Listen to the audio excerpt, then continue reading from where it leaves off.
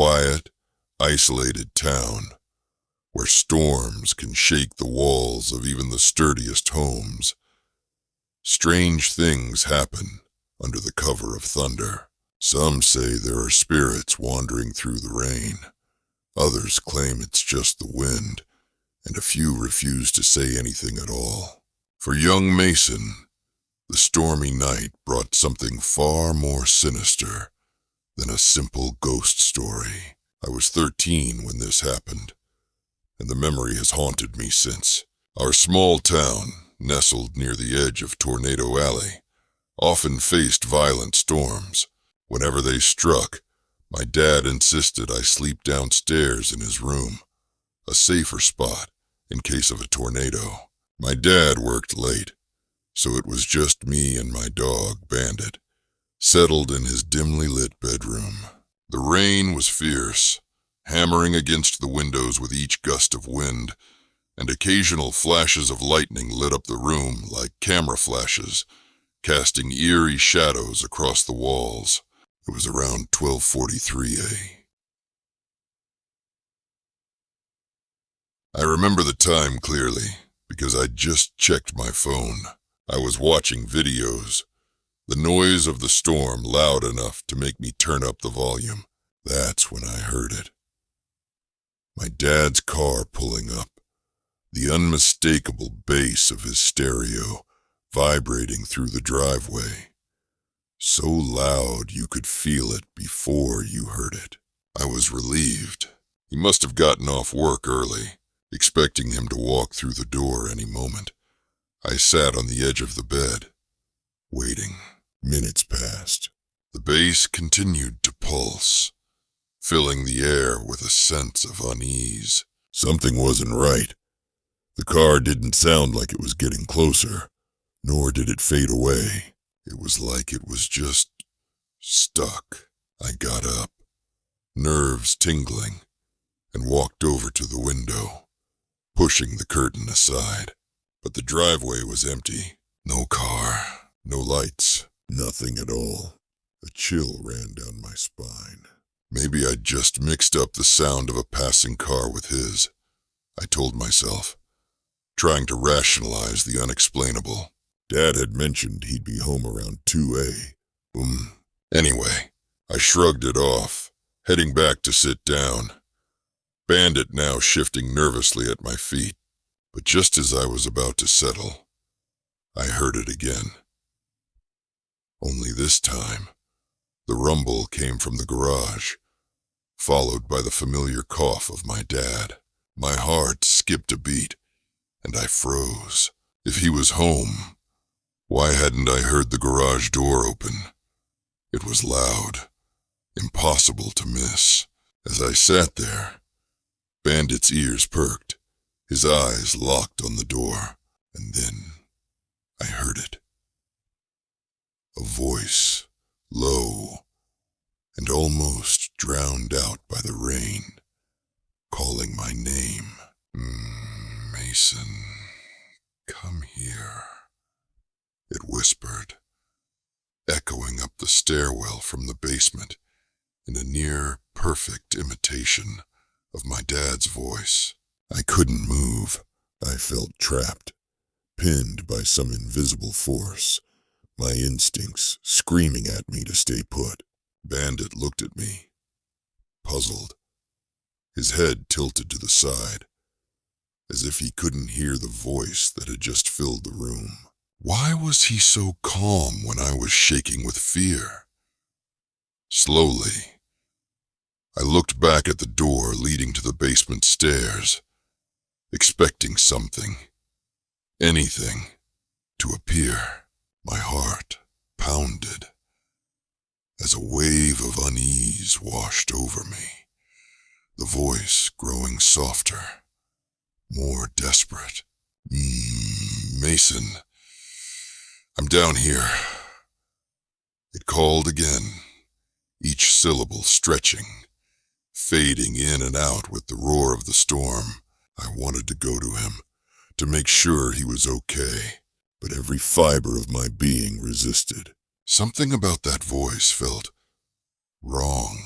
like it was hollow, artificial, and hungry.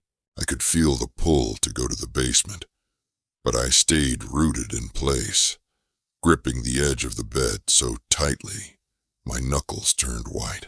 Hours seemed to pass as I sat there, barely breathing, waiting for something to change. Eventually, the voice faded, replaced only by the rhythmic sound of the rain.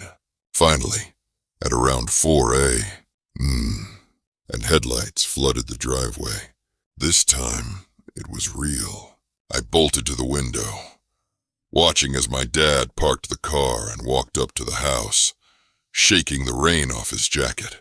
The instant he came inside, I ran to him, relief and terror mingling as I tried to explain everything that had happened. He listened, his face growing serious as he looked toward the basement door. "There's no one down there, Mason," he said, though his eyes betrayed his own discomfort. I don't know what would have happened if I'd followed that voice down the stairs that night. Maybe it was all just the storm, playing tricks on my mind. But to this day, every time it rains, I remember that voice. My dad's voice, but not. In the quiet days of my childhood, our family moved to a large house tucked away from the bustling city. I thought it would be a peaceful retreat, but I was wrong. This house would reveal secrets, and I would come face to face with something that would change my life forever. Growing up, I always felt a strange vibe about one particular room in our house. It was a side room, located toward the back of the first floor, and my siblings and I always referred to it as the second living room. Though it was barely used, it was sparse, furnished with nothing more than an old recliner, a small table, and a mid-sized couch that sagged under invisible weight. We rarely went in there, as though some unspoken rule kept us away. One crisp autumn morning, I woke up feeling feverish and nauseous. My mother told me to stay home from school. She had to work that day, along with my dad, and my siblings were all out the door by 8 It was just me, alone in the house. I remember lying in bed for hours, drifting in and out of sleep, lost in a hazy blur. The stillness of the empty house usually felt peaceful, but that day, it weighed on me. Around mid-morning, I was startled by the sound of footsteps coming from downstairs. The house was dead quiet otherwise, and each footstep echoed eerily up to my room. My mind, sluggish from sleep, took a moment to process it. My mother had gone to work, right? Had she stayed behind without me realizing? Curious and needing something to eat, I mustered the courage to get up and go check. Moving slowly down the stairs, I tried to convince myself it was nothing. I had only made it a few steps into the kitchen when I saw him. Standing in the doorway of the second living room was a man, tall and looming. He wore clothes that looked as if they hadn't been washed in years, torn and grimy, hanging loosely off his bony frame. He was facing me, his eyes glazed yet fixated. His presence filled the room like a dark cloud, and his gaze, cold and unfeeling, cut through me like a knife. I was frozen in place. My body refused to move, as if acknowledging him with any motion would make him more real, more menacing. For what felt like hours, we just stared at each other in silence. He didn't move a muscle. He didn't blink. I was paralyzed by fear, the air thick with an electric tension. Then, suddenly, I broke free from my frozen state. I turned and bolted up the stairs, heart pounding as I reached my bedroom, locking the door behind me. My hands shook as I moved my dresser in front of the door for extra security. Every nerve screamed at me to call someone, anyone. In my panic, I dialed my mother instead of the police. "Mom!" I shouted, my voice high-pitched and trembling. "There's someone in the house. Please, come home. He's... My voice broke as I struggled to explain. She told me to hang up immediately and call the police. Her own voice, thick with panic. After fumbling with my phone, I managed to dial 911. The operator's voice was calm, almost unsettlingly so, as she reassured me that help was on the way. Every minute waiting for the police felt like an eternity. I could hear every creak of the house, every soft rustle, and I wondered if he was still down there, or if he was right outside my door. My mind raced with terrifying images of him breaking down the door or crawling out from under the bed. Finally, I saw police cars pull up through my bedroom window, relieved but still shaken. I waited for them to enter the house before I dared to leave my room. I ran down the stairs as fast as I could, practically throwing myself into the safety of the officers. I told them everything I had seen, describing the man's clothes, his blank expression, the way he had just stood there. The police searched every inch of the house. They checked every room, every window, and every door, but they found nothing. Not a single sign of forced entry, no broken windows, no footprints, nothing to indicate anyone else had been inside. It was as if he had been a figment of my imagination. But then, just as they were about to leave, one officer noticed something unusual. He pointed to a Walmart bag sticking out from under the couch in the second living room. Curious, he pulled it out, and what he revealed was beyond anything I could have imagined. They found piles of garbage bags stuffed under the couch, food wrappers, empty water bottles, and rotting food. Personal items from our home were mixed in, including wipes, a comb, and an empty bag with a sickly, acrid odor. It was unmistakably a makeshift hiding spot, a shelter for someone who had been living right under our noses. Weeks of filth had accumulated there, yet somehow none of us had noticed. The realization hit me like a punch to the gut. This man hadn't just been an intruder. He had been living in our house, creeping around while we slept, hiding under the couch of a room we hardly ever entered.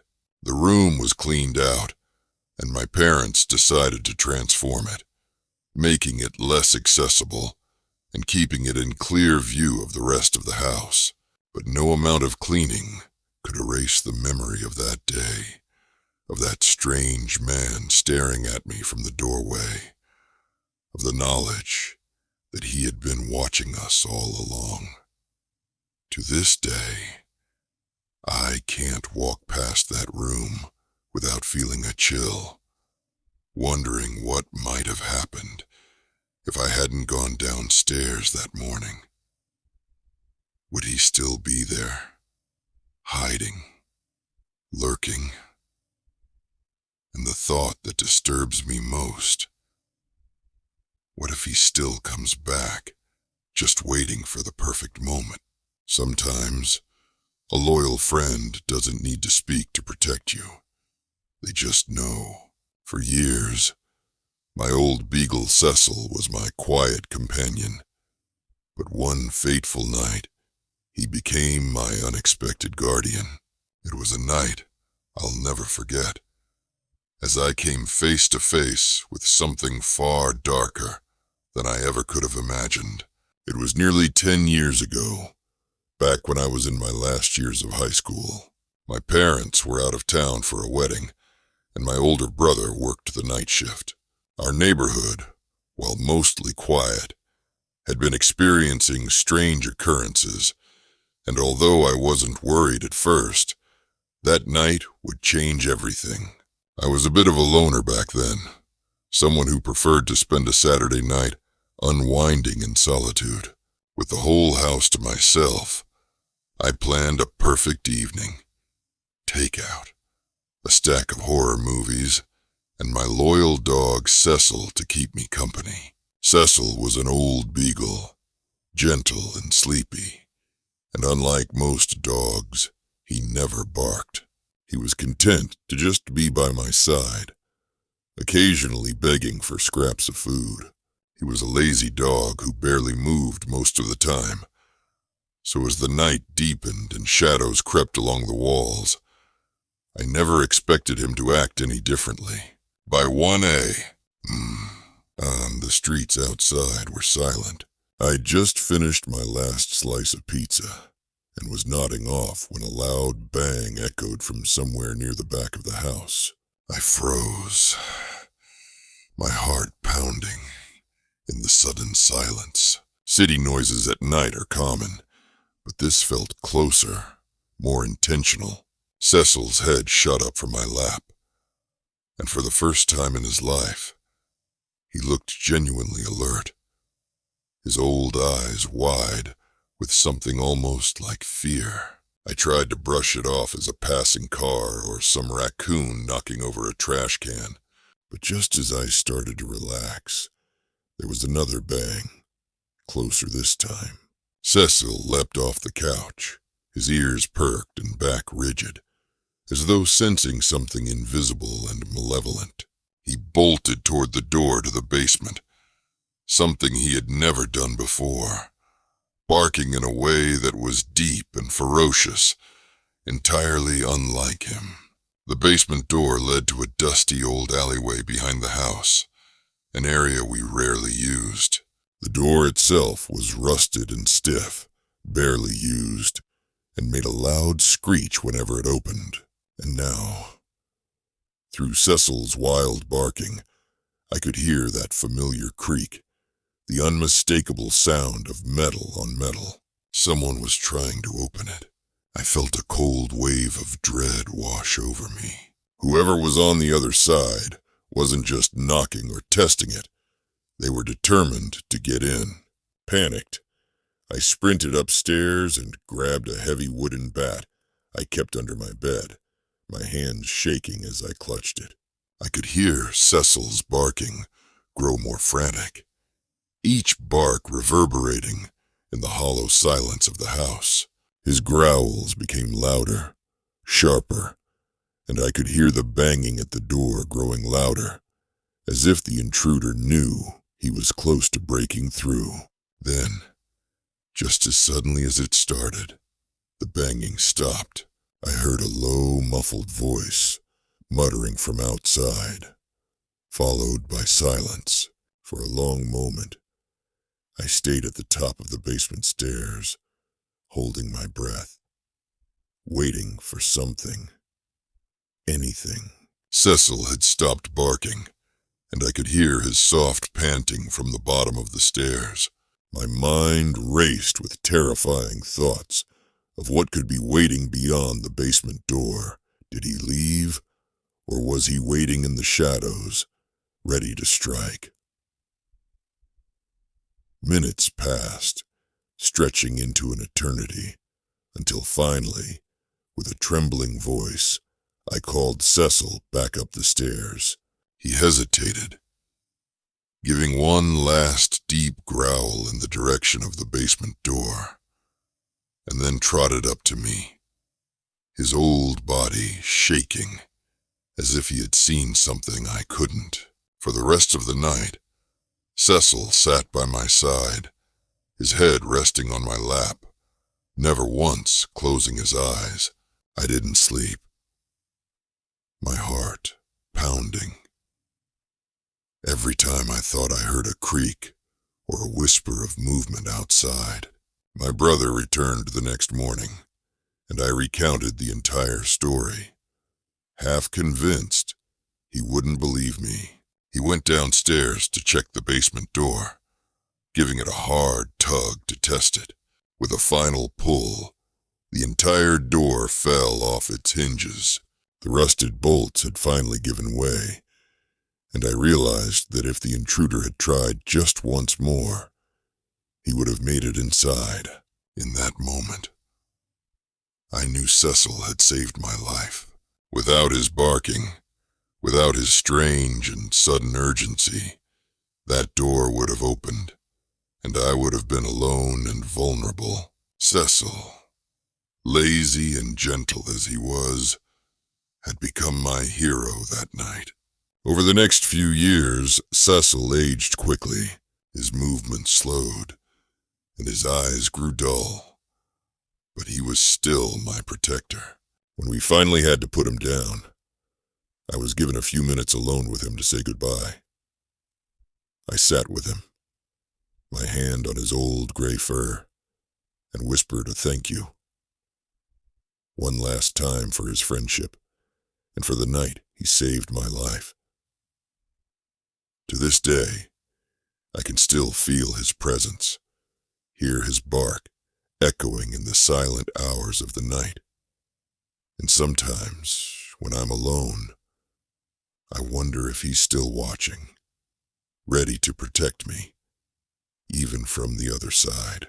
When a family inherits an old property, it comes with more than just the bricks and mortar. Sometimes, the past clings to a place, and what was once buried finds a way of surfacing again. This is the story of the Reeds and the secrets they unearthed in their newfound home. The house stood at the edge of town, a few miles from the nearest neighbor, with fields that stretched as far as the eye could see. It was the kind of place that felt frozen in time, weather-beaten yet dignified. At the back of the property, looming like a sentinel, was an old windmill, rusted and broken, its vanes creaking with every gust of wind. The Reed family inherited the place from a distant relative, a great uncle they had never met. At first, they had no intention of moving in, but something about the house called to them. Maybe it was the charm of the rural landscape, or the idea of a new start, but they decided to leave the noise of the city behind. From the very first night, something felt off. The house was eerily silent, too quiet, the kind of quiet that presses down on you, that makes you feel like you need to hold your breath. And then there was the windmill. From their bedroom window, they could see it clearly, silhouetted against the night sky. Its vanes would groan and sway slightly, even when there was no wind. Tom Reed, a practical man, brushed it off as a quirk of the old structure. But his wife, Sarah, couldn't shake the feeling that they were being watched. Their young daughter, Emma, seemed to be affected the most. She began talking to someone in her room, someone she called Mr. Whispers. At first, Tom and Sarah thought she had an imaginary friend, a way for her to cope with the move. But soon, Emma's nightly conversations grew strange. One evening, Sarah overheard Emma whispering to someone, "No, I don't want to play near the windmill." Oh, her small voice was firm, insistent, as if she were standing her ground against someone who could not be seen. When Sarah asked her who she was talking to, Emma replied matter-of-factly, "Mr. Whispers wants me to play with him by the windmill, but I don't like it there." Sarah felt a chill run down her spine. The mere mention of the windmill made her uneasy. She told herself it was just a child's imagination, but the look in Emma's eyes was different. It was as if she were seeing something Sarah couldn't.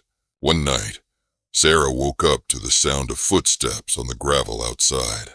Tom was sound asleep beside her, and Emma's room was silent. Curious and a little frightened, Sarah slipped out of bed, careful not to wake anyone, and peered out the window. There, in the faint glow of the moon, she saw the windmill turning slowly, its rusted blades slicing through the night. And then she saw him, a tall, thin figure, standing by the windmill, staring up at the house. His features were hidden in shadow, but his head was tilted, as if he were listening to something only he could hear. Sarah's breath caught in her throat, and she stepped back from the window, heart pounding. She wanted to wake Tom, to tell him what she had seen. But when she looked again, the figure was gone. The windmill had stopped turning, and the night was silent once more. The next morning, Tom decided to investigate the windmill. He brushed off Sarah's fears as a bad dream, but even he looked uneasy as they approached the old structure.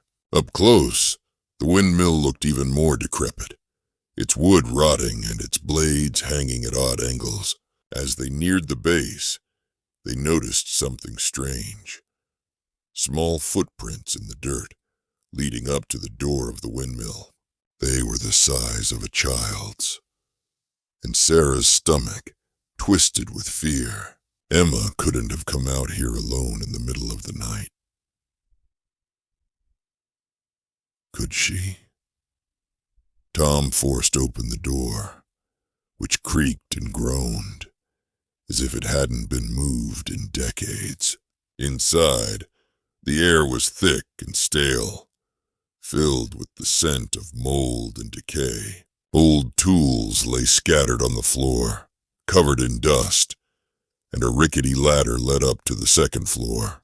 As Tom shone his flashlight around, he noticed something scratched into the wooden walls. They were crude, childlike drawings, etched deep into the wood. Some of the drawings were of people, stick figures holding hands, standing in a circle, but one figure stood alone, taller than the rest, with long arms reaching out toward the others. And below the drawings, scrawled in jagged letters, were the words, Mr. Whispers. Tom and Sarah left the windmill in a hurry, locking the door behind them. They didn't say a word to each other on the walk back to the house, each lost in their own thoughts. That night, they decided to keep Emma close, to watch her carefully. But the feeling of dread lingered. Over the following weeks, the strange occurrences continued. Emma's conversations with Mr. Whispers became more frequent, more unsettling. She spoke in hushed tones, as if sharing secrets, and sometimes she would stop mid-sentence, her head tilted as if listening. One night, Emma came into her parents' room, her eyes wide with fear. Mr. Whispers says, "It's almost time," she whispered, clutching her mother's hand. "He says he wants me to go to the windmill with him." Tom and Sarah exchanged a terrified glance. They knew they couldn't stay in the house any longer. They packed their bags that night, leaving behind the place that had once felt like a new beginning, but had turned into a nightmare. As they drove away, Sarah looked back at the windmill one last time. In the rearview mirror, she saw a shadowy figure standing by its base, watching them go, and for a brief moment, she thought she could hear a faint whisper carried on the wind. "Come back," it seemed to say, drifting through the air like a ghostly echo. Sometimes, the greatest fears aren't the things we can see, but rather the voices we can't. This story follows Lily, a young woman who moved to the countryside seeking peace, only to find herself haunted by a presence that lingered over the phone lines, calling her from beyond. Lily had always dreamed of living in a peaceful rural area, away from the noise and chaos of the city. After years of saving up, she finally bought an old cottage on the outskirts of a small town. It was charming, isolated, and surrounded by acres of trees. It was exactly what she had wanted. For the first few weeks, everything was idyllic. She spent her days gardening, reading by the fireplace, and watching the sunset over the hills. But then the calls began. It was a quiet, rainy evening when her phone rang for the first time. She glanced at the clock. It was 11:47 p.m. She didn't recognize the number, but answered anyway, half expecting it to be a wrong number. "Hello?" she asked, her voice echoing in the silence of the room. There was no response, only the faint, crackling sound, like an old radio struggling to find a station. Lily waited, frowning, before she finally hung up. The next night, it happened again. The same number, the same silence, the same crackling sound. Lily hung up, feeling a strange unease creep over her. She tried to shake it off, telling herself it was just a prank. But then the calls became more frequent. Every night, always around the same time, her phone would ring. And every night, there was only silence on the other end. By the end of the week, Lily was exhausted, her nerves frayed from the constant, unsettling calls. She decided to block the number. It seemed to work, and she slept peacefully for the first time in days. But the following night, the calls resumed, this time from an unknown number. Lily's fear grew. She stopped answering, letting the phone ring out each night, her hands clenched into fists as she listened to it echo through her empty cottage. But the calls didn't stop. If anything, they became more insistent, as though whoever, or whatever, was calling her was growing frustrated. One night, after weeks of sleeplessness and anxiety, she decided to confront her fear. She waited until the phone rang, her heart pounding, and then picked up. "Who is this?" she demanded, her voice shaking. For a moment, there was silence. Then, a whisper, faint, barely audible, but unmistakable. "Why did you come here?" Lily's blood ran cold. The voice was low, almost inhuman, as if it had come from somewhere far away, or somewhere very close. She dropped the phone, her hands trembling, and backed away. She tried to convince herself it was a prank, but deep down, she knew it wasn't. The next day, Lily went into town to ask the locals if they knew anything about her cottage. Most people were friendly, chatting about the town's history, but when she mentioned her address, their faces grew somber. An old man, sitting at the corner of the bar, leaned forward, his eyes glinting with a strange intensity. "You're living in the old Bower house, aren't you?" he asked. Lily nodded, suddenly feeling self-conscious. "They say old Mrs. Bower used to live there all alone," he continued, his voice low. "She'd call people in the middle of the night, ranting about someone or something, haunting her. Said she could hear it whispering to her through the walls, through the phone. Tss." Lily felt a chill crawl up her spine. She thanked the man and hurried back to her cottage, her mind racing. She didn't want to believe him. But the calls, the voice. That night, Lily sat by the phone, waiting at exactly 11:47 p.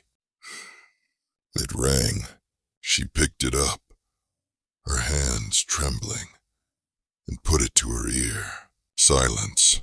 Then, the whisper again. "Oh, why did you come here?" Lily's breath hitched. She tried to speak, but her voice caught in her throat. She felt as if something cold was wrapping around her, pressing down on her chest, making it hard to breathe. "Who are you?" she finally managed to whisper. There was a long pause, and then the voice replied, its tone icy and filled with malice. "Leave or suffer." The phone went dead, leaving Lily alone in the silence. She dropped the receiver, her heart pounding. She knew she couldn't stay in that cottage, but she didn't have the means to leave just yet. She spent the rest of the night huddled in a corner, every creak and groan of the house making her flinch. In the days that followed, Lily tried to ignore the calls, to pretend they weren't real, but every night at 11:47 p, the phone would ring.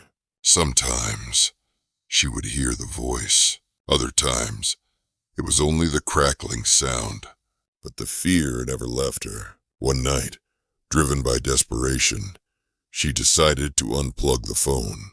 As the clock struck 11:47, she held her breath, waiting. But then, from the corner of the room, she heard it. A faint, crackling whisper, growing louder and louder until it filled the room. "Oh, why did you come here?" it hissed, as if the voice were right behind her. Lily spun around, but there was no one there. The room was empty, silent, save for her own panicked breathing. She could feel it, though, a presence looming, watching, waiting. That was the last straw. She packed her things, left the cottage that very night, and never looked back. The next day, she put it up for sale, not caring about the money she would lose. All she wanted was to leave the place far behind.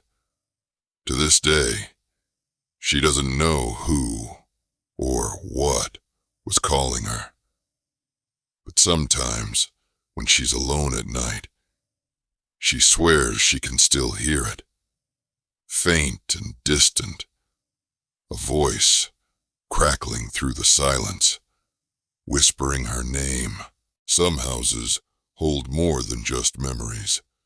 They harbor souls, secrets and shadows that refuse to leave. When James, a young, ambitious architect, purchases an old manor to restore it, he finds himself entangled in a chilling encounter that forces him to question his own reality. James had always been drawn to old architecture, the kind of buildings with history carved into their walls, whispers in their hallways, and secrets hidden beneath layers of peeling paint. So, when he found a grand yet dilapidated manor up for sale in a remote part of the countryside, he knew he couldn't pass it up. The place was enormous, with high ceilings, ornate woodwork, and towering, ivy-covered walls. It was a relic of another era, and he felt a strange pull to bring it back to life. For the first few weeks, everything went smoothly. He took great pleasure in cleaning up the property, exploring every room, mapping out his plans for restoration. It was on his third week that the strange occurrences began. It started small. Doors he knew he had closed were mysteriously left open. Tools he'd carefully arranged went missing, only to be found in peculiar places like the attic or the basement.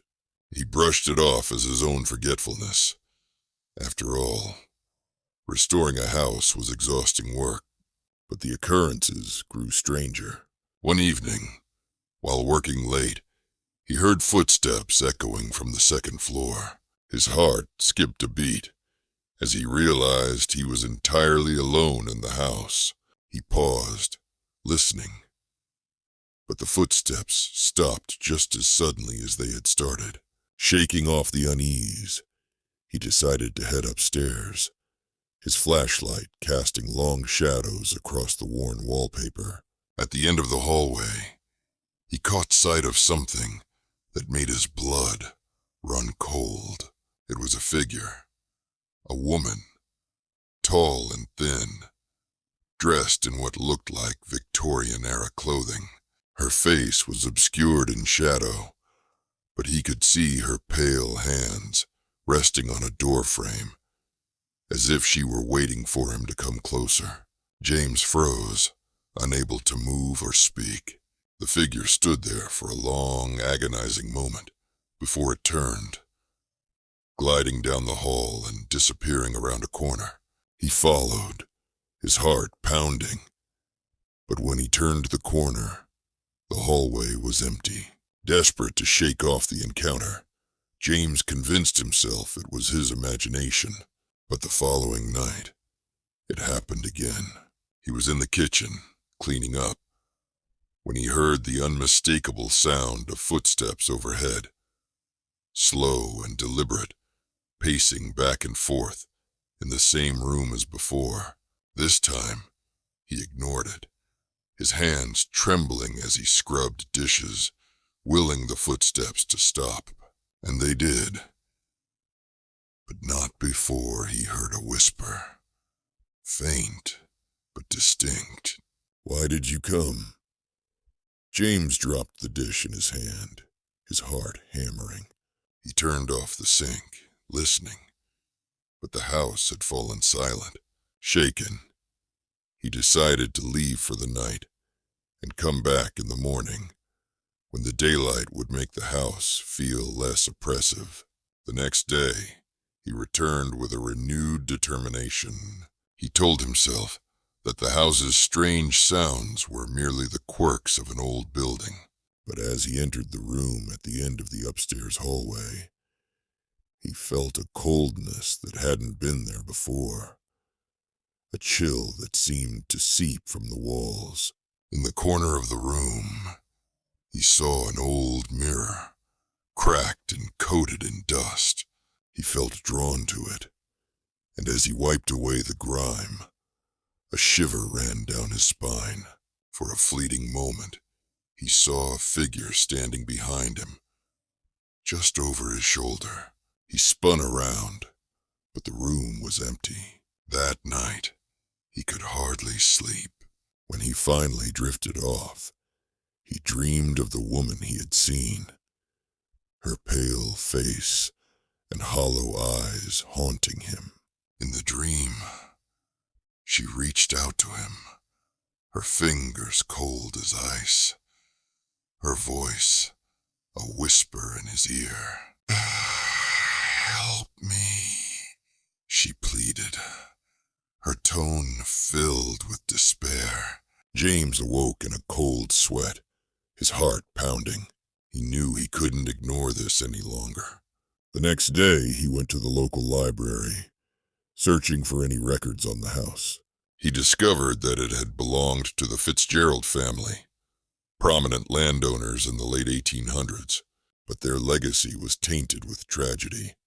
Margaret Fitzgerald, the last of the family line, had been found dead in the house under mysterious circumstances. Some said she had been mad, tormented by grief. Others believed she had been cursed. Determined to put the spirit to rest, James returned to the manor that night. He walked through the halls, speaking softly, hoping that somehow Margaret could hear him. "Margaret," he called, his voice echoing. "I know you're here. I'm here to help you." Silence. The house seemed to hold its breath, the shadows growing darker. But then he heard it. A faint, sorrowful wail, coming from the room at the end of the hall. He followed the sound, his flashlight trembling in his hand. When he entered the room, he saw her again, standing by the mirror. Her eyes were hollow, her face twisted in anguish. She reached out to him, her hand passing through his, cold as a winter wind. "Help me," she whispered again. "What do you need?" he asked, his voice barely a whisper. She pointed to the floor, and as James looked down, he noticed a loose floorboard. He pried it open, revealing a small box hidden beneath. Inside, he found a bundle of letters, yellowed with age, each one a heartbreaking testament to Margaret's loneliness and despair. The final letter was written in a shaky hand. "A farewell to the world. I am alone," she had written. "Forgotten, abandoned. If you find this, know that my only wish was to be remembered." James felt a lump in his throat as he read the words. He left the letters by the mirror, hoping that acknowledging her pain would bring her peace. That night, for the first time since he had moved in, the house was silent. No footsteps, no whispers, just a peaceful stillness that filled every corner of the manor. James felt a strange sense of relief, as though a weight had been lifted. He finished the restoration in the following weeks, and when he left, he made sure to leave Margaret's letters behind, in the room where she had spent her final days. The new owners would find them someday, and perhaps her story would live on. But as he drove away, he couldn't shake the feeling that he wasn't alone. In the rearview mirror, he saw a figure standing by the window, watching him go.